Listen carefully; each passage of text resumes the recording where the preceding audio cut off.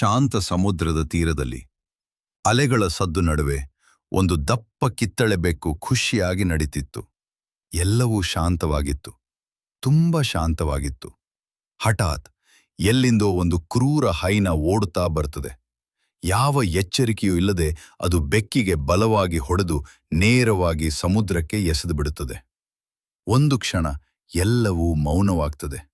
ನೋಡುತ್ತಿದ್ದವರು ಇಗೋ ಮುಗಿತು ಎಂದುಕೊಳ್ಳುತ್ತಾರೆ. ಆದರೆ ಅಸಲಿ ಕಥೆ ಈಗ ಶುರುವಾಗ್ತದೆ.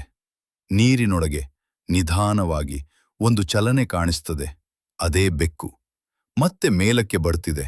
ಪೂರ್ಣವಾಗಿ ತೊಯ್ದಿದ್ದರೂ ಅದರ ಕಣ್ಣುಗಳಲ್ಲಿ ಹೊಸ ಶಕ್ತಿ, ಹೊಸ ಕೋಪ. ಇದೀಗ ಅದು ಸಾಮಾನ್ಯ ಬೆಕ್ಕು ಅಲ್ಲ, ಧೈರ್ಯದಿಂದ ತುಂಬಿದ ಯೋಧ. ನಿಧಾನವಾಗಿ ಅದು ತೀರಕ್ಕೆ ಬರ್ತದೆ ಮತ್ತು ಹೈನ ಎದುರು ನಿಂತುಕೊಳ್ಳುತ್ತದೆ. ಹೈನ ಕೂಡ ಕ್ಷಣಕಾಲ ಹೆದರುತ್ತದೆ, ಏಕೆಂದರೆ ಅದಕ್ಕೆ ಗೊತ್ತಾಗುತ್ತದೆ ಇದು ಹಿಂದಿನ ಬೆಕ್ಕು ಅಲ್ಲ. ಬೆಕ್ಕು ಧೈರ್ಯವಾಗಿ ಎದುರಿಸುತ್ತಿದ್ದಂತೆ ಕೊನೆಯಲ್ಲಿ ಹೈನ ಹಿಂಜರಿದು ಓಡಿ ಹೋಗುತ್ತದೆ. ಆ ಕ್ಷಣದಲ್ಲಿ ಒಂದು ಸತ್ಯ ಸ್ಪಷ್ಟವಾಗುತ್ತದೆ.